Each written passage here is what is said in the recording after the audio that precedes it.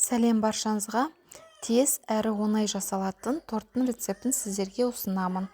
Оформленияны өздеріңіз қалағандай жасасаңыздар болады. Алдымен 3 жұмыртқаны ыдысымызға жарып салып аламыз.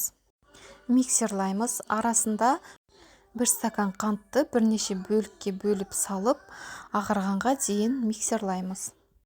Массамыз ағарғаннан кейін 1 стакан сүтті құямыз. 100 грамм ерітілген май, 3 ас қасық какао,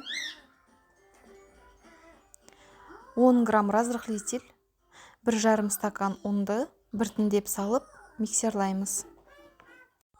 Формамыздың астын майлап алып, формаға құйып, 180 градуста 30-40 минут пісіріп аламыз.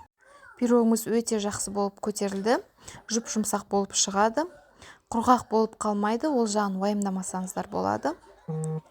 Торттың дәмі өте керемет болып шығады. Жасап көріңіздер, каналға тіркеліп, лайк басып, комментарий жазып, қолдап кетуді ұмытпаңыздар. Ас болсын.